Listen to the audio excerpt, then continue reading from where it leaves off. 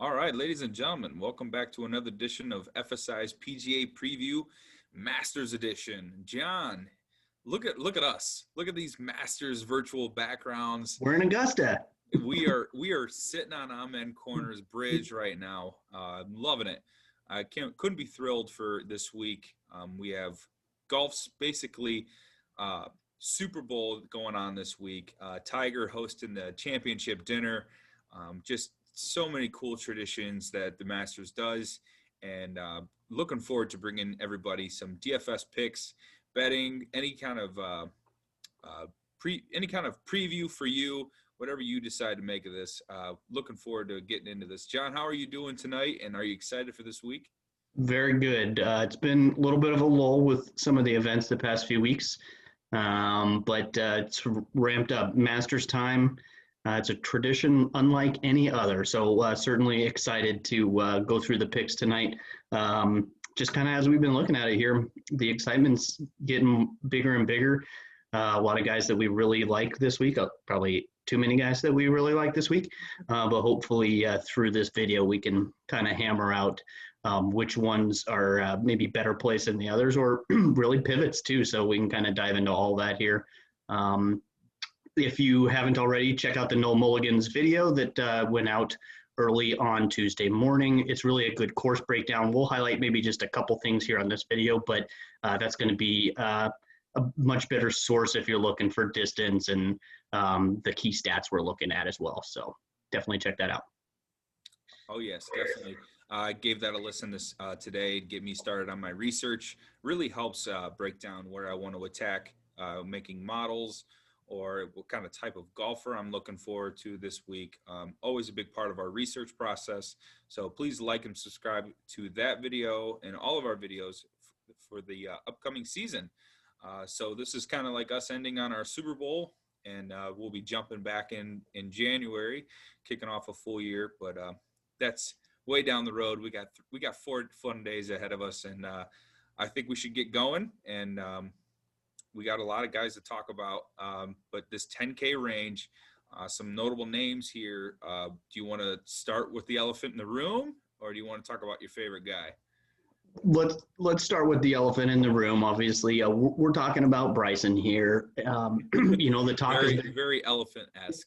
Yeah, the talk has been that he took the last month off, and that he's really just been honing in on the driver. He kept kind of flirting with it online, talking about, well, he didn't want to bring out the new driver in competition. He wanted to practice with it and this and that. And then he posts videos of 202 mile an hour ball speed coming off the tee and just kind of silliness like that. But, I'm buying in. He's got the billboard now posted just outside of Augusta National Golf Club that's got him for Draftkings billboard up. So all the other players, as they cruise into the event, will get to see him on the billboard. I'm excited for it. I think that Bryson's a good play this week. Certainly the price is prohibitive. You're not going to be able to pack a bunch of other studs with him, but I'm in on Bryson. I think he's a fantastic tournament option. He should be probably relatively high owned, along with some of the other guys up top here that we'll get to in a minute. But I think he is a solid play this week. Augusta is very gettable if you can drive long, and not just long. We're talking about the top 1% of drivers. So not just the top 15 or 20%, that top 1%, there's a handful of holes that they get a major advantage here at Augusta. Other courses don't give that. So I certainly can see maybe a stroke around or 2 strokes around that he can gain that other people are not going to be able to get to. Maybe a Cam Champ or, 1 or 2 other guys, but Tony Finau comes to mind as well as somebody who might be able to gain some of those strokes. But yeah, Bryson, I'm in. I'm definitely buying in this week. What about you? I think the way to attack Bryson is you're either going to completely fade him and hope he just, doesn't live up to the hype.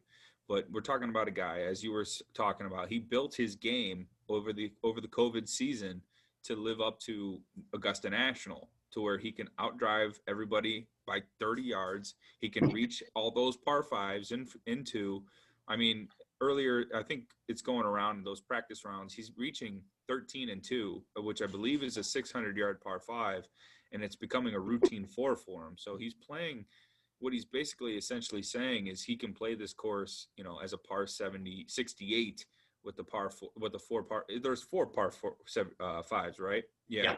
So he's essentially saying is he can make it in two, and I mean, every golfer has that kind of confidence. I think the fact of the matter is you're either going to want to be level to the field in ownership, which I think it's going to be like 30 to 50% ownership. You know, in some cases, maybe in cash, you can get into like the 40% range in certain, and depending on your double ups, because this is essentially a no cut event.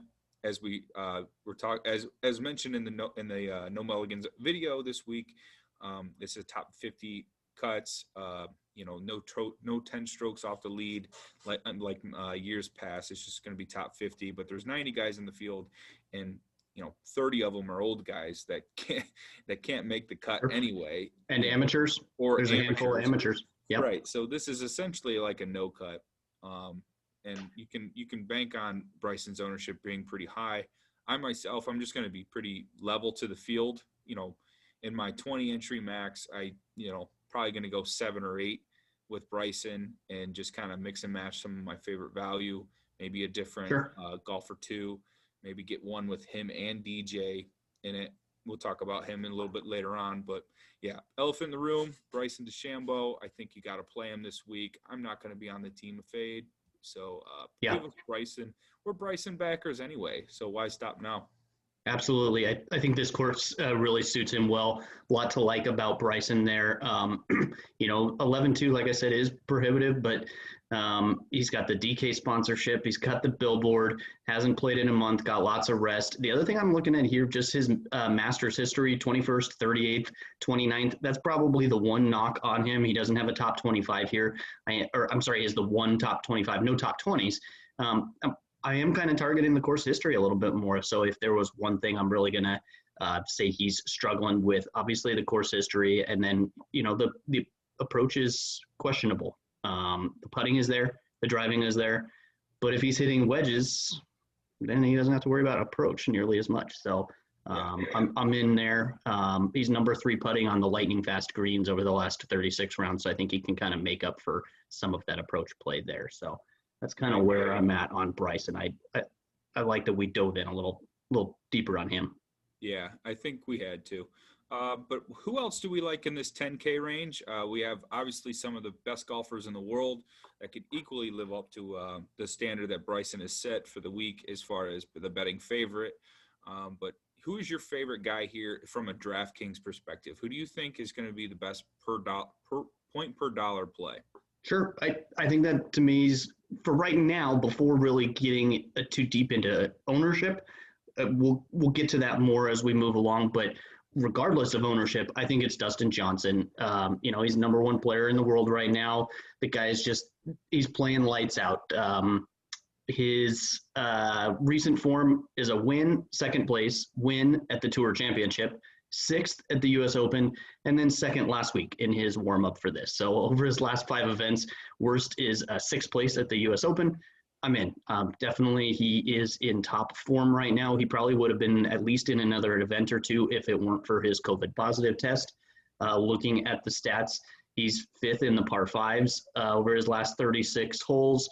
He is actually 6th. I did strokes gained here at Augusta over the last 24 rounds. He's 6th in strokes gains there. So lots of course experience. Number 1 on approach the last 24 rounds. Number 1 greens in regulation over the last 36. 7th in driving distance. I mean, everything I'm looking at, he's right there. His around the green game could use maybe a little work, but 25th in this field is certainly nothing to hoot on him for. So I'm going to take it. The putter needs to do a little bit of work. But that's true for everybody with these tough greens. So I think, especially with this price at 10K even, I think there's maybe some merit to playing DJ in cash if you can afford it. If you find, like a flat 7 guy or 2 in the low 7K range, I think he's very much cash playable this week. So I'm going to load up on DJ in a lot of lineups, probably more so than Bryson, although I'll obviously play both. But there's a lot to like in this above 10K range. When I first did my modeling, I started every single player here, and now I need to scale back looking at the ownership projections. As you alluded to with the small field, the ownership is just going to be huge. You're not going to win GPPs by playing 6 chalky guys. You're going to have to differentiate yourself on 2 to 3 of them, perhaps. So, if you end up with just the chalk here, you're certainly not going to get an outright first place in any of the big tournaments. So I'm focused on that quite a bit more this week than I usually am. Would have to agree with you, absolutely. When you were touching on Dustin Johnson being a cash game play, I thought 10K, he was a lock for me in the cash game builds.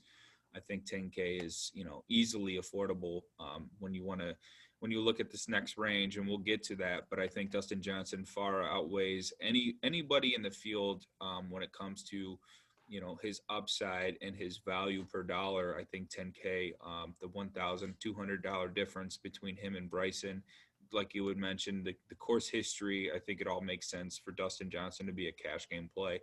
Yep. Yeah, to touch on this 10K range is when we were talking about ownership. John Rahm is kind of making, a lot of noise this week with his 2 practice round aces. One, he skipped in across the pond into the hole. I don't know. That might be one of the greatest golf shots I've ever seen. Yeah. I think you would agree. I think when it comes down to it, I think Justin Thomas is going to be the low-owned play in this field, because they're going to get up to 10-7, and they're low-owned play in this range. When you get up to 10-7, you're going to think, well, I might as well just play Bryson for 500 more, or I might as well play John Rahm for 200 less. So I think Justin Thomas is in that sweet spot for ownership where he's going to be less clicked than, by the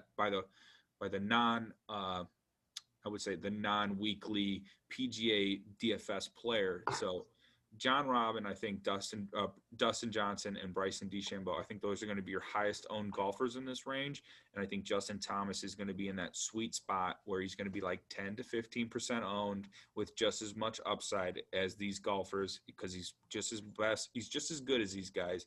JT, second in approach in the last 50 rounds. He was second at the Zozo, 8th in the U.S. Open, and 12th at the CJ Cup. So he has a lot of good recent form.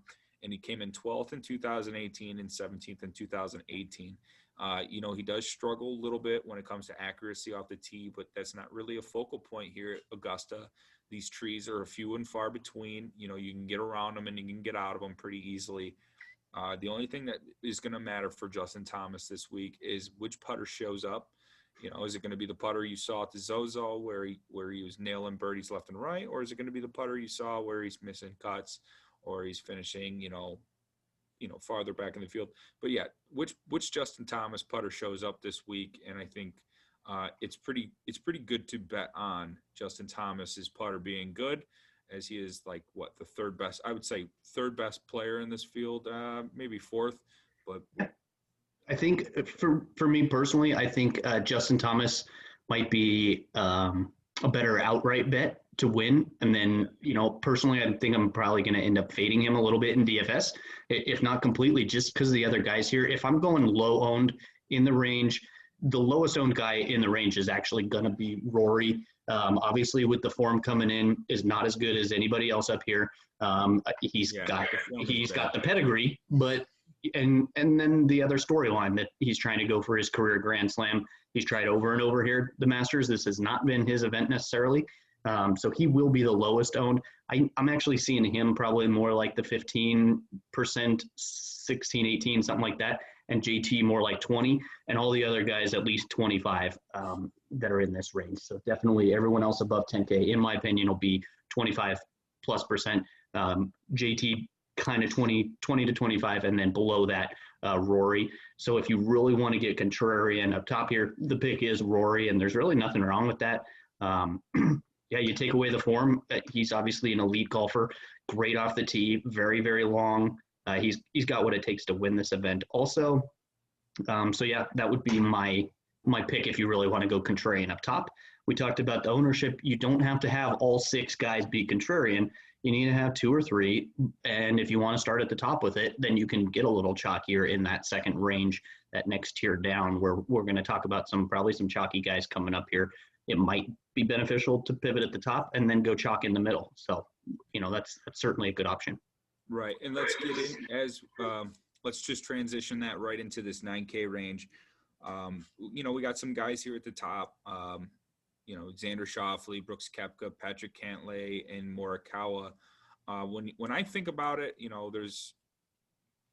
I would say these are not like the class of the B type golfers. I think anyone in this from 9-8 to about like 8-5, you could pretty much you separate them by maybe one or two different victories, but it's not going to be much of a difference when you're talking about some of these guys coming down here. I can only think I think the high nines. You don't have many former winners, but all the former winners are in the low nines. But so give me like a high 9K guy you feel is best for DFS to give you that perfect golfer two, which what you're looking for is the potential win in top 10.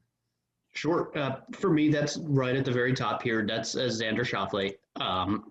We talked about using Dustin in cash. You could slide down to Xander, and that'd be fine. Save yourself a couple $100. Obviously, if you can find the $200, you might as well get up to DJ, in my opinion. But yeah, Xander's got a lot going for him right now. In my modeling, he's number 3 overall, only to be beat out, I believe, by DJ and John Rahm. Bent grass is his best putting surface. He's actually 9th overall in the last 100 rounds on bent grass greens. The current form for him, 25th, then 2nd place at the Tour Championship, 5th place at the US Open, and then 2nd place and 17th this last week. So the form is absolutely fantastic here for him. I expect him to probably be a little bit chalky. The price is fine on him. He's a popular golfer, and really he's been 25+% owned in 3 of his last 5 events. DFS players love to click on Xander, so I don't necessarily expect that to change this week. Looking at some of the stats, he's number 1 around the greens over the last 36 rounds, also number 1 in par 5 scoring, short-term and long-term. So there's a lot to like about Xander up at the top here. I could see him having a really good week this week. He's got a Masters form as well. He's played well here in the past. So that's kind of my favorite play up top. Up top of this 9K range, but definitely Brooks Koepka is tough to fade. The form's starting to come around a little bit on him too. I think Brooks is a fantastic play as well. What are you kind of targeting in this top of the 9K? So I definitely would agree. Xander is one of the top plays in this tier. Like you were mentioning, all those things really good going for Xander Schauffele. Brooks, I was really hoping to see Brooks come in with a cheaper salary in hopes that he played terrible at Houston and he was like 8,800 and I was just going to load up. But he played well at Houston. He's coming in at 9,700. I think that's just a little bit too much for a guy I don't think is going to win. So probably a fade for me is Brooks Koepka. He does have some, Masters pedigree. He finished 2nd. I believe it was last year. Yep. Yeah. So I think I'm going to be on the fade. He's not 100%. He's got problems walking up and downhill. And as we know about Masters or Augusta National, it's completely undulated throughout the course. I think he's going to struggle.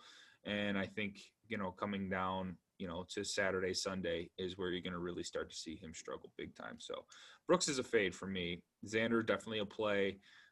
You got these next tier here with Cantlay, Morikawa, and Hatton.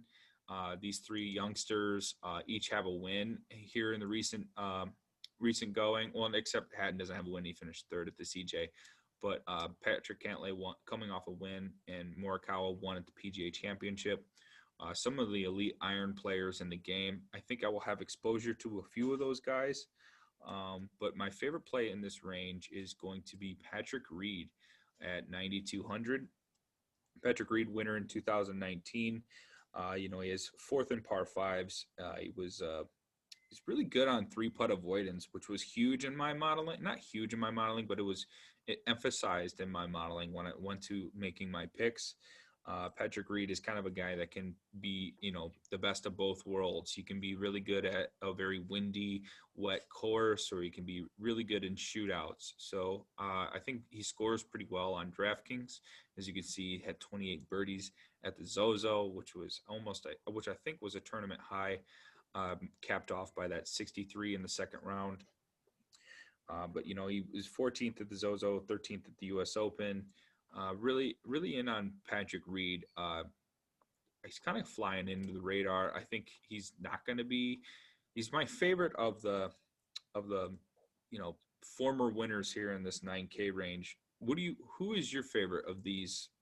You got Patrick Reed, Bubba Watson, and Tiger Woods. Who would you say is your favorite of those three? My favorite's got to be Bubba. I do like Reed a lot. You mentioned all the other good things, but definitely he's got that magic around the greens, and it's necessary here at Augusta. So I do like Patrick Reed, but Bubba's going to be probably my favorite down here. Just as you alluded to, he is a former winner on the course. He came in at number 7 on my modeling. Very good form right now, the back-to-back top tens as he comes into the event.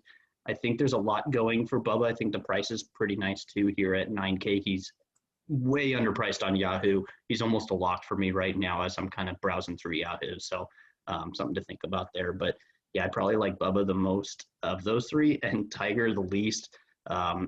Tiger hasn't finished inside the top 25 since January. That kind of scares me. So there's really no form at all there for him. No. He lost 4.4 strokes on approach back at the Zozo. The putter's been bad. The off the tee has been bad. There's a lot not going for him except for course history. So I'm out on Tiger this week. I don't see myself. 100% fade. I'm going to be with you, and I usually have one fanboy lineup for Tiger, and I just don't think I'm going to waste my time. But I could, like I said, I could see myself playing some of the mid-tier guys here in MME style formats, but I'm going to be heavier on Patrick Reed, like your boy Schauffele. I think those are the two plays for me in that 9K range. Yeah. But Bubba definitely going to be involved in my lineups. When Bubba's playing well and he gets a Bubba track, you play Bubba Watson in any format. So let's get into this 8K range. Let's keep moving along here. This is where we start to have to make some tough decisions. Research gets a little harder and the decisions get a little dicey. But this high 8K range looks really nice. Who do you got here in the high 8s? Yeah. Well, my favorite play, I went through all the research and pulled out Tony Finau. And then when I looked, he looks like he might be the highest owned golfer in the entire field this week. So it meant my research was just kind of clear with everyone else's. I would say bent grass greens are definitely his best surface. He's got 5 straight top 25 finishes. And his Masters history is good too. In 2018, he was 10th. Last year, he was 5th in just his only 2 tries. He's fantastic on the driving distance. He's one of those guys we alluded to that can actually gain a couple strokes on the just because of his distance, strokes that other guys aren't going to be able to get to. 4th overall in my rankings, and at this price, that is really, really rare that we see somebody that high up in the rankings. I think if you really needed to pivot off him in this range, Adam Scott and Hideki are both fantastic plays also. But yeah, just looking at the stats here, last 36 rounds, he is 2nd on par 5 scoring. Little long-term, he's 9th on par 5 scoring, top 10 on approach. That's short-term and long-term, top 15 in greens and regulation, top 5 driving distance. Just a lot to like about Tony Finau this week. So I'm going to be playing him heavily. Even though he'll be chalky, I'll be overweight. I think he's a great, great cash play also. If you can kind of squeeze him with whether it be DJ or Xander, that's a fantastic 1-2 to start your lineup in cash. Yeah, I think that's going to be a very popular cash option this week is the DJ Finau 1-2 punch.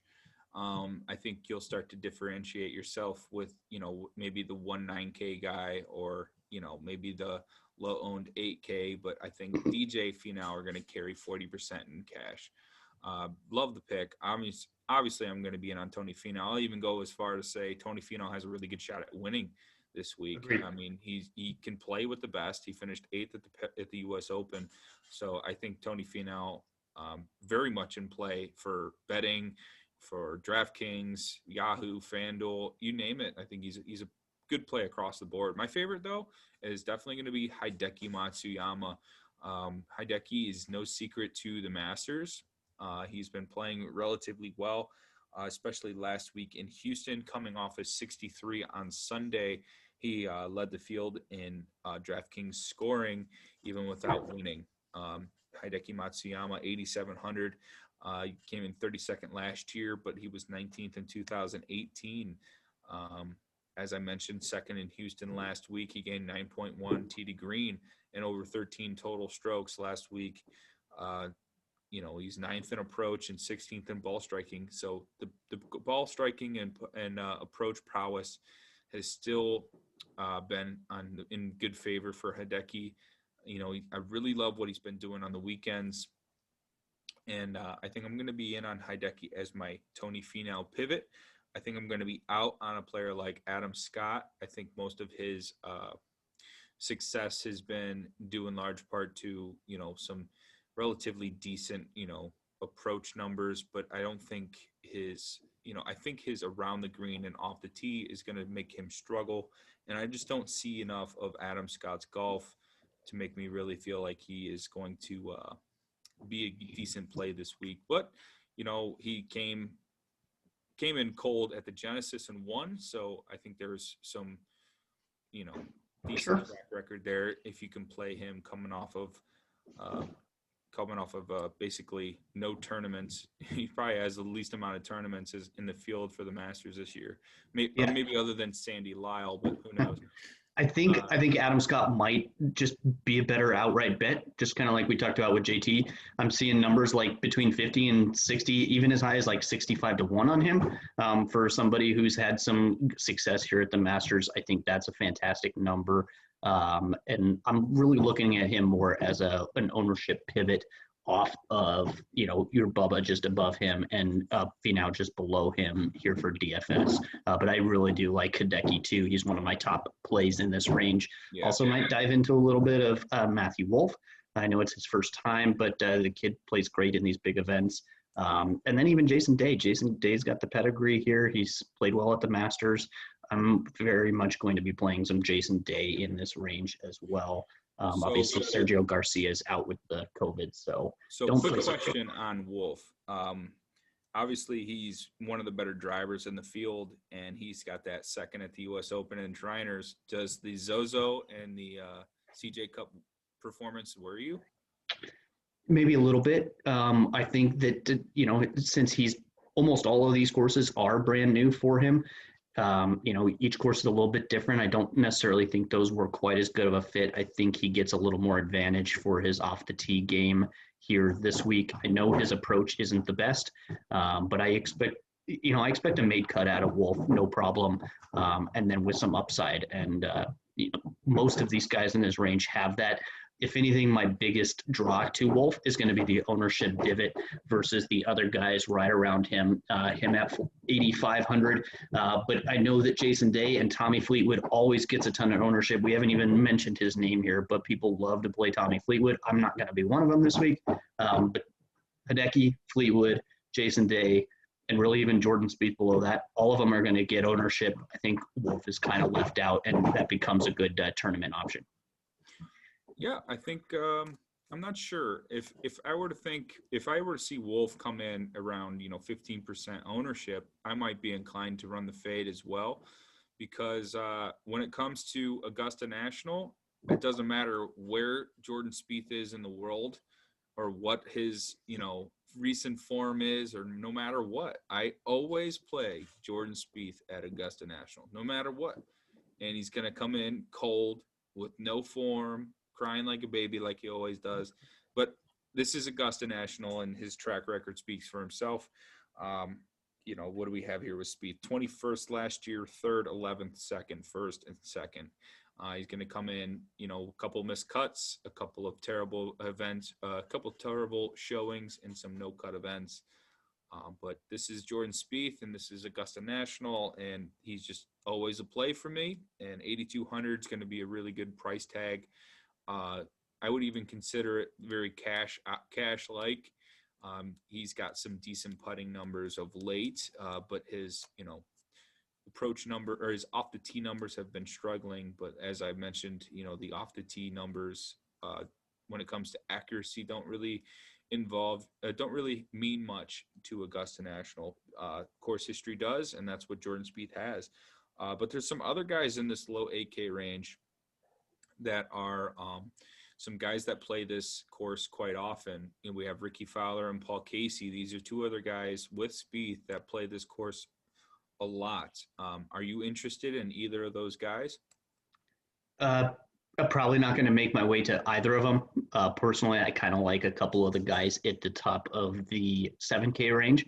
And then some of the ones we mentioned here already, Day Wolf, and then the top of this 8K range. So I don't think I'm going to find myself even in 20 max getting to Casey or Fowler. And you're on an island on this one. I'm not playing any Spieth. And, if Spieth is the one who beats me this week, so be it. But I'm not playing him. So I'll let somebody else take that ownership and do that. So Always play Spieth at Augusta, sir. I've been touting course history throughout this entire video, and now course history is Spieth's only friend, and I'm out. I'm not playing him. So it's scary, but it's part of it. You got to play the course history Spieth. But yeah, let's get into the 7K range. I think, as I was saying about Spieth, he's going to be my guy in that range. Maybe a little bit of Ricky Fowler. I'm not really sure. I know he hasn't left his house in a couple of weeks because he wanted to make sure that he played at Augusta and he didn't get COVID. Smart. And his, recent form has been atrocious, and I don't think he's had enough practice. And I think maybe Fowler is the fade. I'll pick between Fowler and Casey. I haven't decided. But yeah, let's get into the 7K range. We're starting to find guys that are new to the course, or playing really badly, or have, I don't know, lost 20 pounds. I don't know what's going on with Gary Woodland, but everything's off with Gary. Right. Let's just go with your gut feeling here in this 7K. When you look at this range, who is the guy that you're automatically drawn to? Louis Oosthuizen. So Louis is a guy that we know loves to show up for these majors. He has the runner-up career Grand Slam. He's runner-up at every single one of the majors. 7,900. I think it's a great price. He's got 10 straight made cuts on the PGA Tour. He was third at the U.S. Open just recently. Made 7 of the last 8 cuts here at the Masters, and that includes 5 top 25s. He was 29th last year, so nothing spectacular. But if you told me he was going to get 29th this year at 7,900, I'd eat it up. I'd be happy all day long and just go with it. So looking at the stats, they're not the best. He's just kind of above average in everything, I would say. 16th is his strokes gain here at Augusta over the last 24, ranked 16th. So his top half as far as course history, 16th on par 5 scoring. And then the lightning fast greens, he's top 20 there as well. So a few things he kind of highlights. He's not jumping off the charts, but really for him, I think it's all about that history. And whether it's just the Masters or just all these majors, he just ends up showing up. It doesn't matter what the form is. Doesn't really matter his course history. He shows up and plays really, really well in these big events. So I'm definitely playing a lot of Louis Oosthuizen. The guy that really I wanted to play the most, I'm trying to find reasons to, would be Scotty Scheffler. I love Scotty Scheffler. I play him a ton in DFS. I think obviously people are kind of concerned the form hasn't been fantastic the last couple weeks. But he's coming around all right. This is his first Masters. He's 6th right now in par 5s long term. He's 14th around the green, 8th in greens in regulation over the last 36 rounds. 10 of his last 11 cuts. And then he was 4th back at the PGA Championship in August, 5th at the Tour Championship. So big events, top 5s. I think Scotty's going to have a good week. We could see a top 10 out of him this week, and that would pay off huge at this price tag at 7,800. So I'm in on both of those guys. What about you? You don't seem to be liking the Scotty pick. I like Scotty Scheffler, and I do have him written down here. I just worry that because I'm haunted by Scotty Scheffler personally. Earlier in the year, if you were to see those 6 missed cuts, there is a few of those that have haunted me for years or for months on Scotty Scheffler. And the recent form at the end of the year was unbelievable. Then he misses the U.S. Open with COVID, and then he comes back at the Shriners. After that, misses the cut, and from there it wasn't really great except for the Zozo. So as a first-time golfer here the Masters. I think I'm going to be a little bit on the fade side, and it'll be a little bit more involved with someone like Spieth, which is going to make you think you're crazy. But I'm rolling with Jordan, and Louis Oosthuizen for sure. Maybe a little bit of Justin Rose. Not really liking Justin Rose the past actually year and a half. I really haven't been in on the form Justin stuff. Rose. Yeah, it's the form, and he's too much switching irons, and there's a lot to just not like about Rose. Fitzpatrick, I think, is going to be relatively popular. He has like an insane putting, background, but Bermuda is his preferred surface, and we're going to bent grass. So I don't think Fitzpatrick's going to be in my lineups this week. Me neither. I think Phil is just a bona fide, he's like the class clown of the PGA Tour, and I just don't really take him in his DFS. He's a superstar on the Champions Tour. Yeah, if this was Champions Tour DFS, I think he would be 15K. Lock him in. Yeah, but I'm gonna be out as well on golfers like Sungjae Im and Abraham Answer. These are also two guys making their first start at Augusta National. I don't think the form is in any way, shape, or form something to be proud about. I mean, yeah, we're talking about guys that have multiple top tens and multiple made cuts, and big top 5 finishes. But we're talking about Augusta, and these guys haven't really been on my radar of late. So I think I'm going to be out on them as well. So when it gets down to this low 7K range, you got to start picking golfers. And my guy's going to be Cam Smith at 7,300. He was 4th at the Zozo. He hasn't lost strokes on approach since the St. Jude, which is a long time ago. He was 51st last year, and he was 5th in 2018, the year that Patrick Reed won it. He's 23rd in par 5 scoring, and he's 15th in 3-putt avoidance. So it kind of correlates with, Patrick Reed's 3-putt avoidance. Cam Smith, top 5, same event. I think we're going to get, some decent Cam Smith results this week. He is coming off of a couple great performances. I think he will carry ownership. I'm hearing his name a lot around the industry. Guys are wising up to his kind of momentum. But I think he makes for a very decent cash play if he is going to be relatively high owned, because at some point you are going to have to pay down. Yep. And I think Cam Smith is a decent cash option this week. Who else in this low 7K range would you like as far as like a pivot off of him, and who you see potentially being a better play? Yeah, I mean, really, there's a couple down here that I do like. First is going to be Jason Kokrak. Kokrak's 12th in driving distance, and in par 5s over the last 36 rounds, he's 15th. So we know he's going to get it out there. We know I think he's got a recent win here on tour yet at the CJ Cup. So, I mean, the form is there. He's got a couple of the stats that we really like. So I'll be playing some of him, a little bit of Matt Kuchar. Obviously, the form isn't fantastic, but the course history is good here. Cam Champ is interesting as well, really mostly because of the driving distance. I think that's another guy that might be able to gain a stroke or two, just driving distance versus the field here. And then the last guy that I'm probably most interested in, especially this price, Ian Poulter. Ian Poulter, very, very good on the par 5s.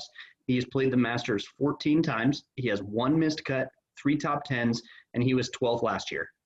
I'm in. I'm definitely in on Poulter. I believe he's minimum priced over on Yahoo, so I'll be playing quite a bit of him over there. Also, Ian Poulter, I think, is a great play, potentially even in my cash lineup here, right at 7K. We talked about how do you fit in, whether it's DJ or going up from there.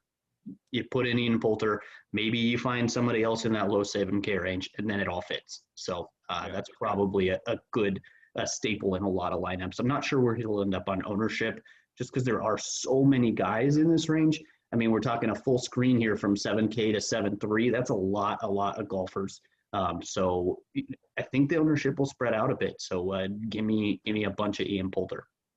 don't want to poo-poo on the parade, but there was an Instagram video out a couple of days ago when he withdrew from the Houston Open. He said his back wasn't right.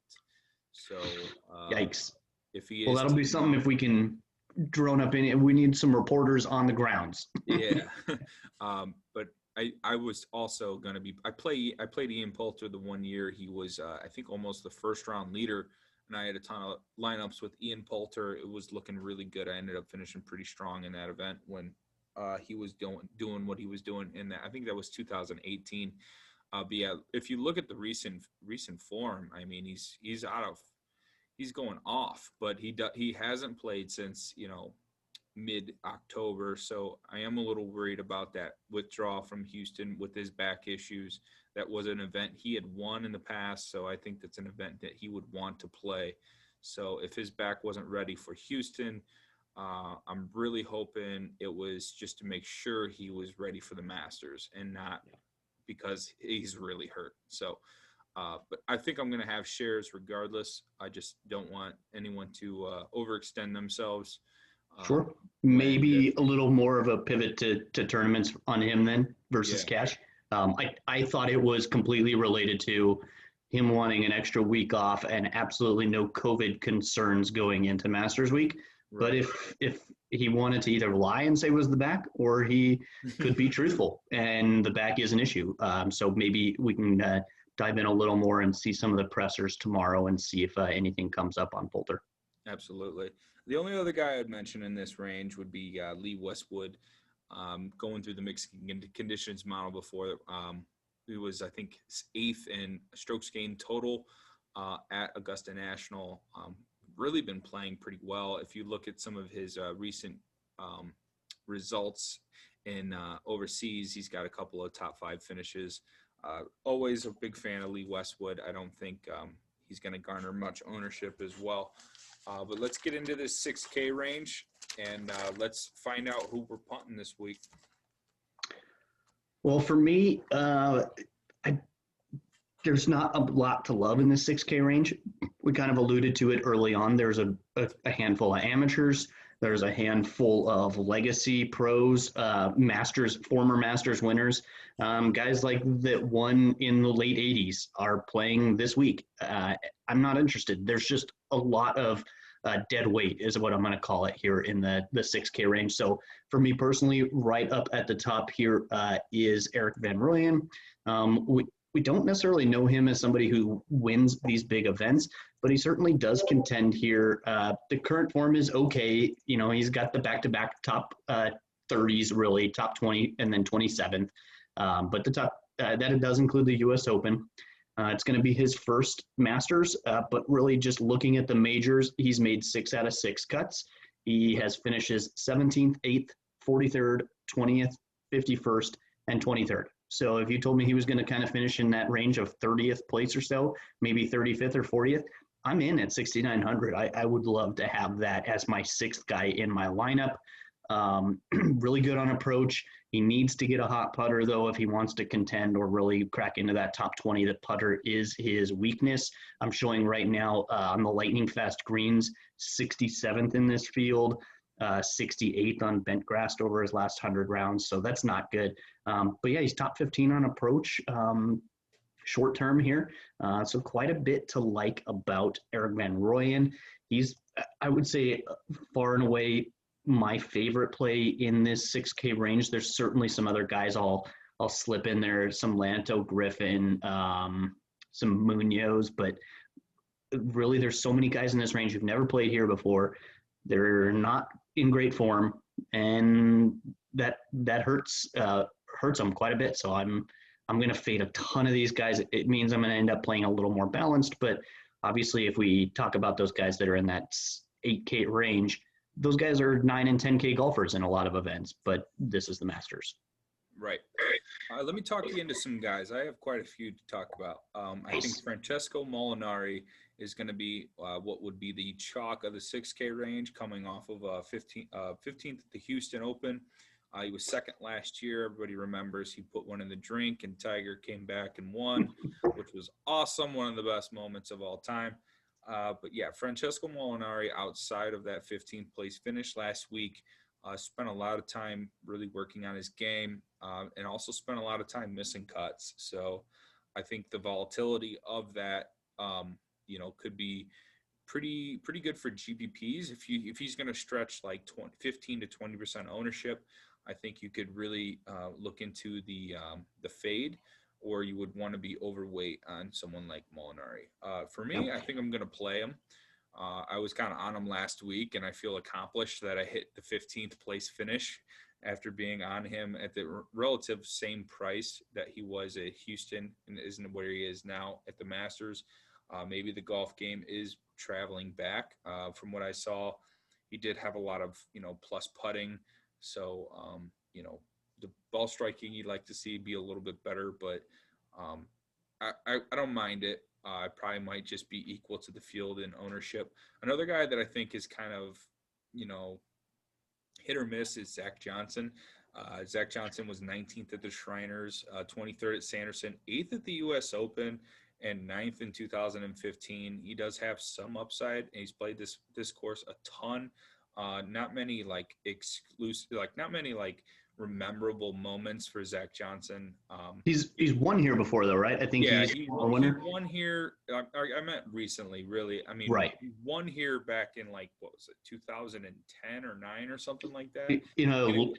Bad scoring. It wasn't a low shit scoring show week, and I don't think anyone remembers he actually won this event.